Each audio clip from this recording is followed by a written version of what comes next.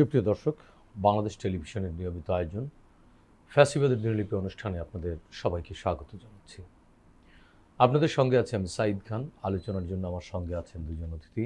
আমার ডান দিকে আছেন বিশেষজ্ঞ চিকিৎসক ও বিএনপির কেন্দ্রীয় পরিবার কল্যাণ বিষয়ক সম্পাদক প্রফেসর ডক্টর মহসিন জিল্লুর করিম। বাম দিকে আছেন আন্তর্জাতিক সম্পর্ক বিশেষজ্ঞ এবং রাজনৈতিক বিশ্লেষক সৈয়দ রিয়াদ উদ্দিন হোসেন। শাসকরা যখন জনগণের মৌলিক অধিকার কেড়ে নেয় তখনই ঘটে গণবিপ্লব। 69, 90 এবং 24-এর অভ্যুত্থান তাই বলে। জার্মানির হিটলার, ইতালির মুসোলিনি, জাপানের হিদেকি তোজো, স্পেনের ফ্রান্সিসকো ফ্রাঙ্কো এবং বাংলাদেশের মুজিব ও হাসিনা তার প্রকৃষ্ট উদাহরণ। মানবজাতির ক্যালেন্ডারের পাতাকে রক্তাক্ত করা দেশ বিদেশের এই শাসকরা জেনে গেছে অত্যাচারের ফলাফল কি হয়। গবেষণামূলক এই অনুষ্ঠানের মাধ্যমে গত সরকারের যাবতীয় ফ্যাসিবাদী ও স্বৈরাচারী নীতির ধরনকে আমরা চিহ্নিত করবার চেষ্টা করছি, খুঁজে বের করবার চেষ্টা করছি নাগরিক অধিকার নিশ্চিতের পথ, যাতে ভবিষ্যতে আর কোনো শাসক নাগরিক স্বাধীনতাকে লঙ্ঘনের সাহস না পায়। দর্শক, আজ 21 ডিসেম্বর 2025। শেখ হাসিনার শাসনামলের 15 বছরের শুধুমাত্র এই দিনটিতে কি কি ঘটেছিল, অতিথিদের সঙ্গে আলোচনার আগে বিভিন্ন গণমাধ্যম থেকে সংগৃহীত কিছু সংবাদের শিরোনাম দেখে আসি। 2010 র্যাবের সাথে বন্দুকযুদ্ধে ঢাকা ও টাঙ্গাইলে 2 জন নিহত। 2011 রাজনীতিতে ডিজিএফআইয়ের হস্তক্ষেপ বন্ধের সুপারিশ। 2012 রাজনৈতিক বিবেচনায় সরকারি 7 ব্যাংকে 31 পরিচালক নিয়োগ, আছেন সাবেক ছাত্রলীগ নেতাও। 2013 বিশ্বাসযোগ্য নির্বাচনের পরিবেশ না থাকায় পর্যবেক্ষক পাঠাবে না ইইউ। 2015 300 বছরের ইতিহাস চুরমার করে সরকার দলীয় প্রতীকে নির্বাচন করছে এরশাদ। 2016 বিজিবি পৃথিবীর শ্রেষ্ঠতম বাহিনী হবে, আশা প্রধানমন্ত্রীর। 2017 ফার্মার্স ব্যাংক নিয়ে ফাপড়ে কেন্দ্রীয় ব্যাংক। 2018 সুধা সদনে প্রধানমন্ত্রীর সাথে মাশরাফি বিন মর্তুজা। 2019 নারায়ণগঞ্জে পুলিশের বাধায় জেএসডি সম্মেলন পণ্ড। 2021 মাগুরায় ডাক্তার মুরাদ হাসানের বিরুদ্ধে মামলা দায়ের। দর্শক, আমরা শিরোনামগুলো দেখলাম, এবার শুনবো আলোচনা। শুরুতেই যাচ্ছি ডক্টর মহসিন জিল্লুর করিম, আপনার কাছ থেকে একটু জানতে চাচ্ছি। 2010 সালের একটি খবরে আমরা দেখলাম র্যাবের সাথে বন্দুকযুদ্ধে ঢাকা ও টাঙ্গাইলে 2 জন নিহত। র্যাবের কথিত এই বন্দুকযুদ্ধে মানুষ মারার বিচার রেওয়াজ চিরতরে বন্ধ করতে হলে কি করা উচিত আসলে, বা আইনশৃঙ্খলা বাহিনীর যেই বিনা বিচারে ক্রসফায়ার বা বন্দুকযুদ্ধের নামে এইভাবে হত্যা করা, এটি তো অনেকে জুডিশিয়াল কিলিং বা স্টেট কিলিং বলে থাকেন। এটি তো বন্ধ করতে হবে পরিবর্তিত বাংলাদেশে। কোনো সভ্য দেশে এই ধরনের স্টেট কিলিং বা অ্যারেঞ্জ কিলিং যেটাই বলেন এটাকে, এটা সম্ভবত হচ্ছে না, হয় না। আমাদের এখানে শুধুমাত্র তখনই শুরু হয়েছিল একটি পরিবার, একটি দল, যারা রাষ্ট্র পরিচালনা করার জন্য তখন থেকে নিজেদেরকে দীর্ঘমেয়াদী পরিকল্পনায় এটা গ্রহণ করেছিলেন। ওনারা যারা ওনাদের মতের সাথে মিলছিল না, এই ধরনের মানুষদেরকে ওনারা প্রথম থেকেই যেটা টার্গেট করেছিলেন যে they will be wipe them out, এখানে কেউ থাকতে পারবে না, আমরা যেটা বলবো ওটা শুনতে হবে, না শুনলে তোমাকে মরে যেতে হবে। এই অ্যাপ্রোচটাই মূলত তখন থেকেই শুরু হয়েছিল। এবং আপনি কেবল হত্যা না, গুম যেটা ছিল, হঠাৎ করে চলে কোথায় পাওয়া যাচ্ছে না চলে যাওয়া ইত্যাদি, এগুলো যখন হচ্ছিল তখন জনগণের মধ্যে যে ভয় ভীতিটা আসছিল যে আমি আমার কিছু এমন কিছু বলবো না যেটা সরকার আমার প্রতি রাগান্বিত হতে পারে, এই যে ভয়ভীতির দেখানোর যে একটা ট্রেডিশন, একটা ফ্যাশন, একটা মানুষকে জোর করে মতবাদ চাপিয়ে দেওয়ার যে চালু হয়েছিল, যে ধারণাটা চালু হয়েছিল, ওটা রাখার জন্যই মূলত এগুলো করা হয়েছিল এবং দীর্ঘদিন সেটা চলেছে।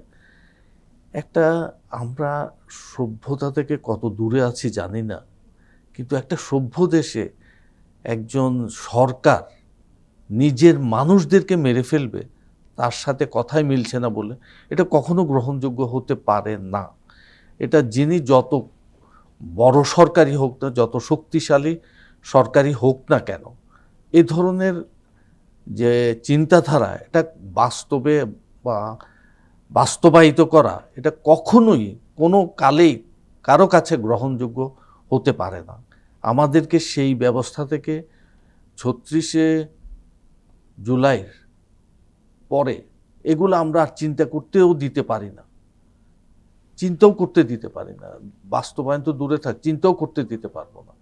এই যে র্যাবদেরকে যেভাবে বলা হয়েছিল, যেভাবে ওদেরকে বিভিন্ন নিজেদের মানুষ দিয়ে র্যাবকে গঠন করা হয়েছিল, র্যাবকে পরিচালিত করা হচ্ছিল। না, এটি তো তৈরি করা হয়েছিল মাদক কারবারি, চোরা কারবারি বা তাদেরকে সন্ত্রাসী, এদেরকে সহায়তা করার জন্য, এদেরকে নিয়ন্ত্রণে আনবার জন্য বা এদেরকে ধরবার জন্য। হ্যাঁ, কিন্তু দেখেন বিগত রিজিমে আমরা দেখেছি যে সাধারণ মানুষ যে মতের মিলত না, মতের বিরুদ্ধ মতের ছিল, তাদেরকে ধরে ধরে এগুলো সাজিয়ে ক্রসফায়ার দেওয়া হতো বা মেরে ফেলা হতো।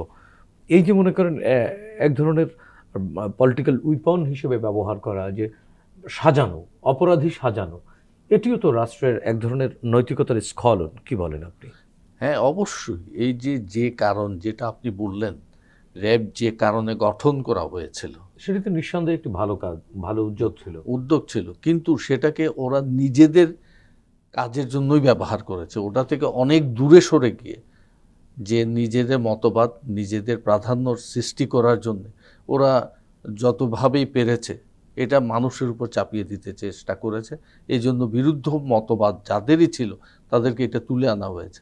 আপনি এই যে মাদক ইত্যাদিতে যেগুলো বললেন, ওটা কেন আপনি এস আলম বলেন, তাকে এই র্যাব, ডিজিএফআই এরা গিয়ে যারা ব্যাংকার ছিলেন, যারা মালিক পক্ষ ছিলেন, তাদেরকে ধরে এনে জোর করে ওদের থেকে সাইন নিয়ে এটা এস আলমকে দিয়ে দেওয়া হয়েছে। এরকম অনেক ঘটনাই দৃশ্যমান, অনেক ঘটনা প্রতিটা সেক্টরে। আপনি যে মাদক ইত্যাদি ইত্যাদি, তখন তো ভয়াবহ অবস্থা ছিল যে মাদক ইত্যাদি নিয়ন্ত্রণ করছিল সবগুলোই সরকারি পক্ষের মানুষেরা, এবং যারা ক্ষমতার কাছাকাছি এবং ক্ষমতায় ছিলেন তারাই এগুলো করছিলেন, এবং তাদের নির্দেশেই র্যাব এবং অন্যরা এই যে যারাই কিছু বলতে চেয়েছে বা গলার আওয়াজ তুলতে চেয়েছে তার সাথে সাথে তাদেরকে হয় গুম নয় হত্যা। এবং সেটা করা হয়েছিল কি, যে বলছিল এই মাদক ব্যবসায়ী, এই নারী পাচারকারী, যে একজন ভালো মানুষকে বানিয়ে নারী পাচারকারী, ধর্ষক,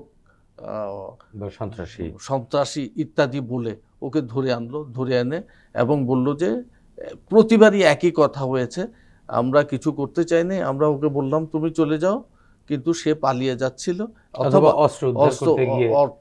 অথবা কিছু অস্ত্র উদ্ধার হলো, অথবা যে ওখান থেকে ওর সঙ্গী সাথীরা এসে আমাদেরকে গুলি করেছে, আত্মরক্ষার্থে আমরা গুলি করেছি, এবং দুর্ভাগ্যজনকভাবে সেই ব্যক্তির গায়ে গুলি লেগে সে মারা গেছে। এবং প্রতিবারই এটা হয়েছে, এটা একবার না, প্রতিবারই।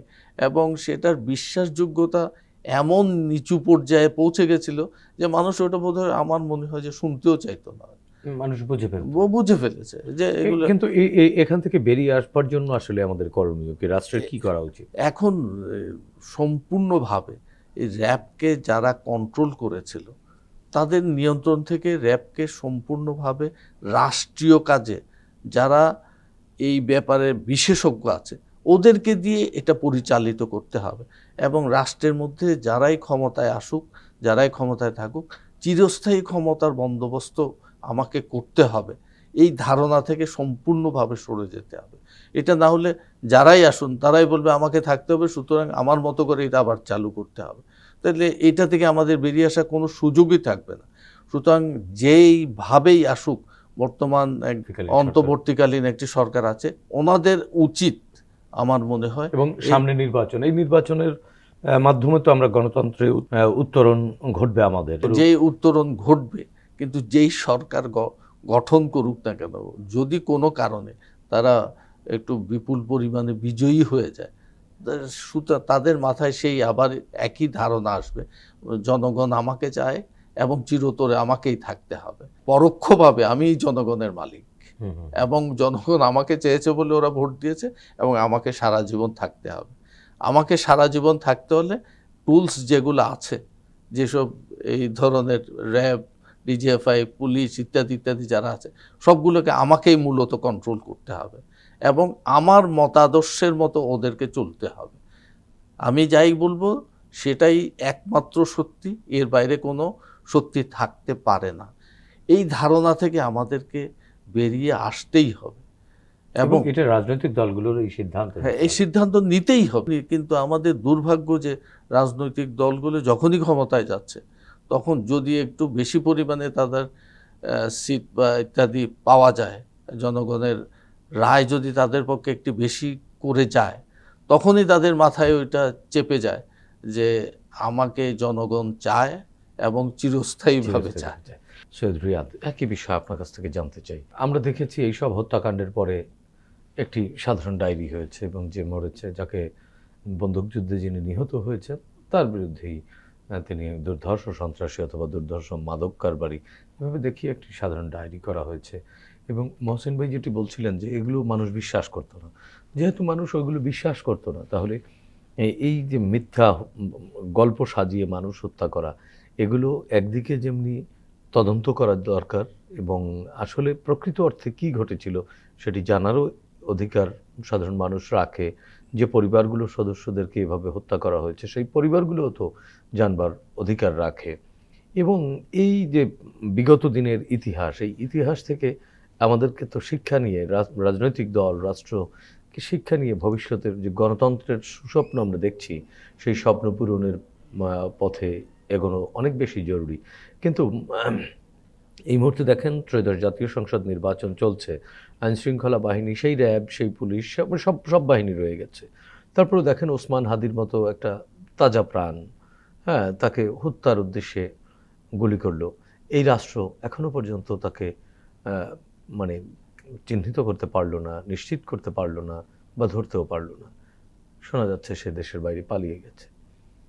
মানে সব কিছু মিলিয়ে আসলে কি মনে হয়, আমরা কি গণতন্ত্রের উত্তরণ ঘটবো, না জাস্ট সরকারের মানে মানুষ বদল হবে? আপনার শেষ কথাটা এই মানুষ বদলের মতোই তো পথে আমরা হেঁটে যাচ্ছি, তাই না? আমার সেই সময়ের র্যাবের অনেকের সাথে খুব ওতপ্রোতভাবে কথাবার্তা হয়েছিল। তারা আমাদেরকে যে পরিমাণ মানে ক্রিমিনাল অর্গানাইজেশন বাংলাদেশে যে পরিমাণ সফিস্টিকেটেড টুলস ছিল, সেটা ধরবার মতো ক্ষমতা বাংলাদেশ পুলিশের ছিল না। এবং বাংলাদেশ পুলিশের ভেতরেও কিছু খারাপ এলিমেন্টস তো অবশ্যই ছিল, যারা প্রথম র্যাব ইউনিটগুলোকে কিন্তু বেগ পেতে হয়েছিল এই ইনফিল্ট্রেশনটা। ভবিষ্যতের কথা চিন্তা করে যেটা আমাদের কথা, আমাদের বিচার ব্যবস্থায় এই ক্রিমিনালদেরকে যদি আপনি তাদেরকে যদি আপনি কন্ট্রোলে না আনতে পারেন, পার্মানেন্টলি তাদেরকে ডিসেবল না করতে পারেন, তাহলে এরা বের হয়ে কিন্তু আবার সন্ত্রাসটাই করবে, একই কাজ। Prime example you are seeing is this Hadi character. এই বেচারা যে খুন করলো সে একটা চিহ্নিত সন্ত্রাসী, খুনের উদ্দেশ্যে গুলি করলো, খুনের উদ্দেশ্য, কিন্তু সে তো আর উদ্দেশ্য না, সে তো খুন করার জন্যই করেছে। কিন্তু তার যে দেখেন প্রিভিয়াসে সে অস্ত্রসহ ধরা পড়লো, সে একজন সন্ত্রাসী, সে কিভাবে 1 মাস পরে বের হয়ে যায়? তাহলে আপনি যে তাকে অ্যারেস্ট করলেন, তো অ্যারেস্টের মূল্যটাকে জামিনে যদি করে ফেলেন, সে যদি বেরো হয়ে যায়, তাহলে লাভটা কি? আর ছোট্ট একটা দেশে আপনি জেলে কতজন সন্ত্রাসীকে ভরবেন? কতটুকু জায়গা আছে? মানে তার মানে কি অধিকাংশই সন্ত্রাসী? সন্ত্রাসী তো আসল তো আইডিয়াটা ছিল সন্ত্রাসীদেরকে ধরার, কিন্তু আমরা তো গত 17 বছর দেশে এটা রাজনৈতিক হাতিয়ার হিসেবে তৈরি করে ফেলেছিল। সেটা কিন্তু ঠিক না। আপনি একজন ট্রেন্ড অফিসারকে হত্যাকারী হিসাবে তাকে একটা অ্যাসাসিন করে দিবেন যে আমি কন্ট্রাক্ট নিচ্ছি, টাকা নিয়ে মানুষকে খুন করে ফেলবো, এইটা তো কোনো যুক্তি হতে পারে না। এটা তো পিওর হত্যাকাণ্ড। এই বিচারগুলো, এই ইনডেমনিটিগুলো তুলতে হবে। যারা যারা হয়েছে, যারা ছিল, যেগুলো ধরা পড়েছে, যেরকম কক্সবাজারে যে সেনা অফিসারটাকে মেরে ফেললো, মেজর সিনহাকে মেরে ফেললো, প্রদীপকে ধরলো, নারায়ণগঞ্জ হত্যা, কিন্তু এছাড়া কত কত হত্যা হয়েছে। সেই হত্যাকাণ্ডের যদি বিচার যদি আপনি না করতে পারেন, এই যে এরা তো সন্ত্রাসী ছিল না, মেজর সিনহা কি সন্ত্রাসী ছিল? না, একেবারেই নারায়ণগঞ্জে যারা civil কিনা মারা গেছে একেবারেই সাধারণ মানুষ। তারা কি রাজনীতি করতেন? এটা রাজনীতি করলেই যে খারাপ হবে সবাই রাজনীতি করতে, বিষয়টা তো এরকম হ্যাঁ, না। কিছু কিছু ক্ষেত্রে সন্ত্রাসের রাজনীতির ছায়াতলে চলে যায়, ক্ষমতার কাছাকাছি থাকতে চায়। এই যে পার্টিকুলার রিসেন্ট যদি একটা ফ্রেশ সেজন্য বলছি, সেও তো একটা রাজনৈতিক দলের সাথে জড়িত, ফ্যাসিস্ট, সেই ঘরানার মধ্যে কিন্তু তারা ব্রেন ওয়াশ। কিন্তু এখানে তো রাজনৈতিক মানে শুদ্ধায়ন বা রাজনৈতিক শুদ্ধিচার অনেক বেশি জরুরি। অবশ্যই অবশ্যই, কারণ ঘুরে ফিরে বা ক্ষমতার বলয়ের কাছাকাছি থাকতে চায় অপরাধীরা, বা থাকেও ক্ষমতার বলয়ের মধ্যেই তারা বেড়ে ওঠে, বা এই জিনিসটাকে আমাদের বন্ধ করতে হবে। সেটি বন্ধ করতে হলে সেটি তো রাষ্ট্র সবসময় পারবে না। আসলে এই কারো রাজনীতি করার অধিকারটাকে আপনি যেই হোক আপনি সেটাকে থামাতে পারবেন, এটা তার অধিকার। কিন্তু সেই অধিকারটা যদি বাদ দিয়ে তার ব্যক্তিগত এবং তার জীবনযাপনে যখন সে সন্ত্রাসী হয়ে যায়, আপনি তার সন্ত্রাসটাকে, এবং সে যে সন্ত্রাসী, হি ইজ এ টেররিস্ট, আপনি টেররিজম এবং এই ক্রাইম যে জিনিসটা এটাকে বিচার করেন, ওটাকে আনবেন না। এটা কিন্তু খেয়াল করে দেখবেন যে তারা যেটা করে, যেটা আপনি বললেন যে প্লান্টেশন অফ, যে আপনি রাজনীতি করেন কিন্তু আপনাকে বানিয়ে দিলে মাদক করেন, আপনি ইয়াবা করেন, অস্ত্র ব্যবসায়ী, মদ, চোরাকারবারি বানিয়ে দিয়ে তারপর আপনাকে ওই পেডেস্টালে নিয়ে গেল, কিন্তু আপনি কিন্তু নিতান্ত একজন রাজনীতিবিদ। কিন্তু এটি তো রাজনীতিবিদদেরও সচেতন হতে হবে। অবশ্যই তার ভিতরে তো বুঝতে হবে যে কারা সন্ত্রাসী, এবং তাদেরকেই কিন্তু এই আইনটাকে তৈরি করতে হবে যে সন্ত্রাসী তাকে তার সন্ত্রাসের জন্য তাকে, ইভেন আপনি যদি এটাকে ধরে নেন যে এছাড়া আমাদের কোনো উপায় নাই, হাইপোথেটিক্যালি আমরা বলি, এবং দেখেন বিচার করেন। রিয়াদ ভাই একটা জিনিস দেখেন, এই সন্ত্রাসীদের কাছে কিন্তু রাজনীতিবিদরাই বেশি হামলার শিকার হয় বা হত্যার শিকার জি, হয়। Let it B a lesson, let it B a lesson.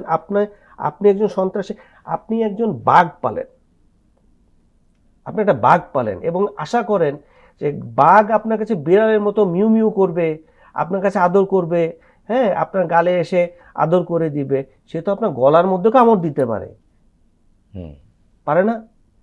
কারণ সে তো একটা পশু। একটা সন্ত্রাসী, একটা মানুষ যখন 3 বার খুন করে, তার মধ্যে মায়া দরদ বলতে আর কোনো কিছু থাকে না, তার খুন করাটা কোনো বিষয় না, সে আপনাকে আর মানুষ হিসেবে দেখে না। সে যখন আপনাকে মানুষ হিসেবে দেখে না, আপনি কি তাকে কিভাবে দেখবেন?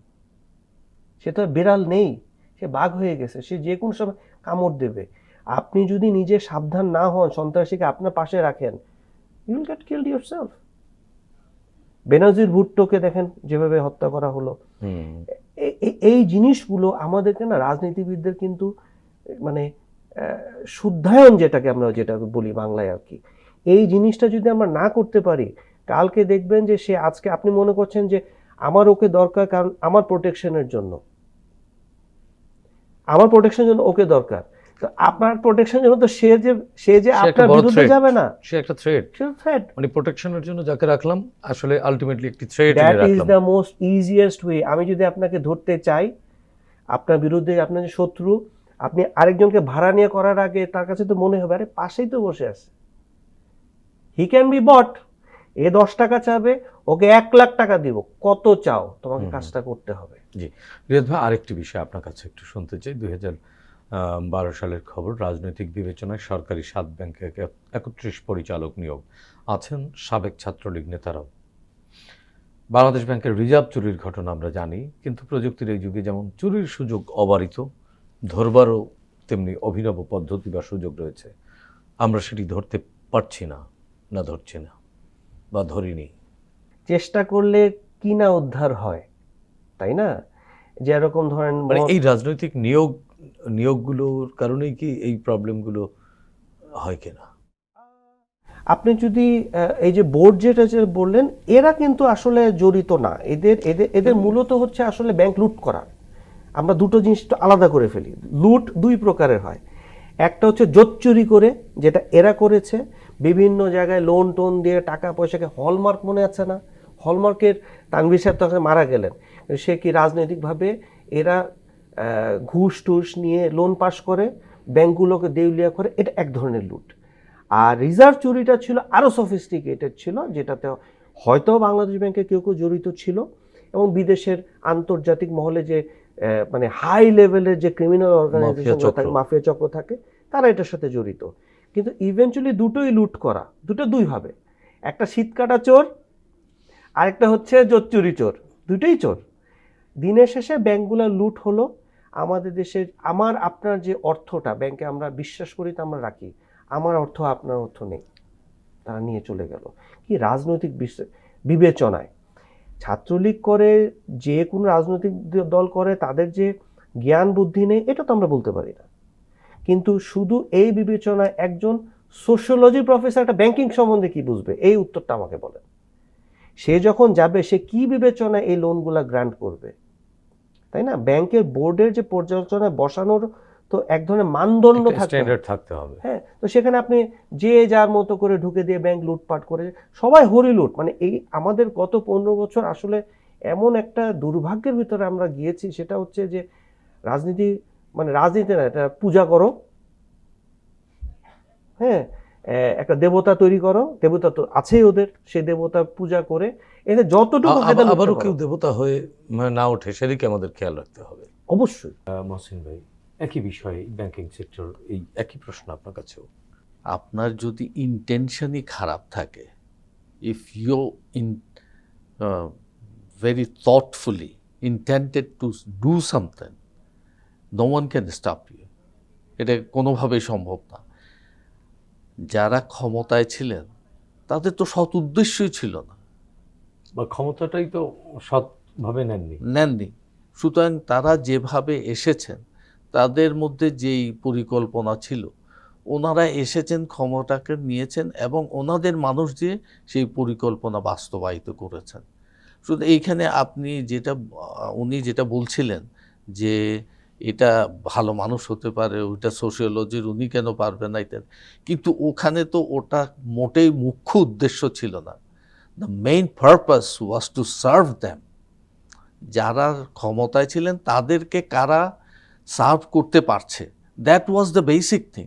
ওনাদের মানুষদেরকে, এখানে বাইরে কেউ আসতে পারবে না, ওনাদের মানুষদেরকে সে যেই হোক, ছাত্রলীগ, যুবলীগ, যেই হোক, সে সন্ত্রাসী হোক বা যে কোনো একটা লেভেলের হোক, তাকে বসিয়ে দেওয়া হয়েছে শুধুমাত্র এই কারণে, শুধু ও ওনাদের সার্ভ করবে, পারপাসটা সার্ভ করবে। এইখানে যদি আপনি যেভাবেই হোক এটাকে ব্রেক করতে না পারেন, আমরা যদি এই যে র্যাবের যেটা উনি বললেন, যেটা it was a good intention to do it, but কিন্তু ওটাকে আমরা যদি এই যেটা বললাম, আমাদের একটা গোষ্ঠী, ওটাকে নিজেদের মতো করে নিজেদেরকে সার্ভ করার জন্য ওটাকে তৈরি করা হয়েছিল, এবং সেভাবে তৈরি করা হয়েছে যারা কখনো না বলবে না, ওনাদেরকে যেটা বলে দেওয়া হবে ওনারা ওটাই করবেন, এর মধ্যে কোনো দ্বিধাদ্বন্দ্ব নাই। এবং ওনাদেরকে কঠোরভাবে এটাও বলে দেওয়া হয়েছে যে তোমাদেরকে এখানে আনা হয়েছে শুধুমাত্র আমরা যেটা বলে দেব সেটাই তোমরা করবে। এটা এর মধ্যে তো রাজনৈতিক সরকার ক্ষমতায়, হ্যাঁ, এইটাই যদি কোনো কারণে, if by any chance they get a large number of votes, that is going to be a total disaster in the coming days. মানুষকে এখন চিন্তা করা উচিত, একজনকে শুধু না পাঠিয়ে ভালো মানুষদেরকেও পার্লামেন্টে পাঠানো উচিত। একজনকেই যদি, উনি যেটা বললেন দেবতা, উনি তো আপনাকে প্রথমেই বলেছিলাম, যিনি আসবেন তিনি বললেন যে জনগণ আমাকে চেয়েছে, সুতরাং জনগণ আমাকে যাতে ভবিষ্যতেও চাই সেই ব্যবস্থা আমাকে করে ফেলতে হবে। So there would be no difference between the past and current, there would be no difference. এটা যদি না থাকে তা আমরা সেই ব্ল্যাক হোলে তো আবার পড়ে যাব, ব্ল্যাক হোল থেকে তো আমরা বেরোতে পারবো না। The same thing would be repeating. আজকে থেকে 50, আমি এখানে হয়তো বসবো না, আমার ছেলে মেয়ে এসে এখানে বসলো, ওরাও একই কথা বলতে থাকবে যে আমার বাবা যা বলে গেছিল আজকে তো তাই হচ্ছে, 50 বছর পরে একই। সো এই টোটাল সিস্টেমটা যদি আমরা বদলাতে না পারি, টোটাল সিস্টেম সেই ফ্যাসিজমের একই। রিয়াদ ভাই, শেষ করবো একেবারেই, শেষ 1 মিনিট। ভবিষ্যতে যারাই আসবেন তাদেরকে they have a very uphill battle to climb. কারণ হচ্ছে যে 15 বছরে যে পরিস্থিতির ভিতর দিয়ে আমাদের দেশ চলে আসছে, এই যে মানুষের যে মেন্টালিটিটা চেঞ্জ করা, এবং যারা এই প্রাতিষ্ঠানিক অর্গানাইজেশনগুলোতে আছে তাদেরকেও বোঝানো যে এখানে ন্যায় বিচারের প্রতিষ্ঠাটা এবং সেই সাথে সিকিউরিটিকেও ইনশিওর করা যে এটা যদি কোনো রাষ্ট্র যদি করতে না পারে তাহলে কিন্তু আমরা ইভেনচুয়ালি আমরা একটা কিওটিক সোসাইটিতে চলে যাব। বিচারে যেরকম প্রয়োজনীয়তা আছে, আইনেরও প্রয়োজন আছে, কিন্তু কিছু কিছু ক্ষেত্রে কিন্তু আইন তার মানে যে পথে রেগুলারলি হাঁটে সেটা কিন্তু সবার জন্য অ্যাপ্লিকেবল হয় না। তো আমার বক্তব্য হচ্ছে যে এখানে আমাদেরকে সিকিউরিটিকে এস্টাবলিশ করার জন্য প্রপার একটা প্রসেস আনতে হবে, যেখানে এই যে মানুষরা যারা কিন্তু হত্যাকাণ্ড করছে তাদেরকে আপনার একটা মেশিন না খুনি মেশিন না তৈরি করেন, আপনি একটা প্রসেসের ভিতরেই আসেন, একটা জাজ দেন, একটা জুরি দেন, জুরি দিয়ে যে ঠিক আছে আমরা কুইক ট্রায়ালে খুব তাড়াতাড়ি আমরা বিচার দ্রুত হোক কিন্তু ন্যায় বিচার হোক। এবং আমাদের রাষ্ট্র ব্যবস্থা এই জিনিসগুলো একটা বেসিক যে গভর্নেন্সের যে প্রসেসটা থাকে, যে স্টেবিলিটি জিনিসটা, আপনি যদি এটা আনতে না পারেন, আপনি অর্থনীতি বলেন, আমরা ব্যাংক নিয়ে কথা বললাম, অন্যান্য উন্নয়নের কথা বলেন, কোনো কিচ্ছু করতে পারবেন না। দেশটা আসলে এই সন্ত্রাসীদের হাতে কিন্তু পড়ে যাবে, বা দুষ্ট চক্র। এটা কিন্তু আজকে হচ্ছে, এবং এটা failure of this government that they could not do it. আজকে যদি তারা শক্ত হাতে জিনিসটাকে ধরে রাখতে যে না, সিকিউরিটির ব্যাপারে আমাদের কোনো কম্প্রোমাইজ নেই। ধন্যবাদ রিয়াদ ভাই আপনাকে, ধন্যবাদ ডক্টর মহসিন জলিলুর, আপনাদের দুজনকেই। প্রিয় দর্শক, 24-এর ছাত্র জনতার গণ অভ্যুত্থান পৃথিবীর ইতিহাসে নতুন পরিচিত করেছে বাংলাদেশকে। জনগণ আসলে শাসকের শোষণ নয়, চায় স্বচ্ছতা ও জবাবদিহিতামূলক রাষ্ট্র ব্যবস্থা, যার মাধ্যমে রাষ্ট্রে তাদের অধিকার নিশ্চিত হয়, প্রজা থেকে হয়ে উঠবেন নাগরিক। আসুন নতুন এই বাংলাদেশকে আমরা নাগরিক বান্ধব হিসেবে গড়ে তুলি, সাধ্যমতো ভূমিকা রাখি দেশ ও জাতি গঠনে। দর্শক, দেখা হবে আগামী পর্বে নতুন অতিথির সঙ্গে। ততক্ষণ পর্যন্ত ভালো থাকুন, সুস্থ থাকুন, বাংলাদেশ টেলিভিশনের সঙ্গেই থাকুন। খোদা হাফেজ।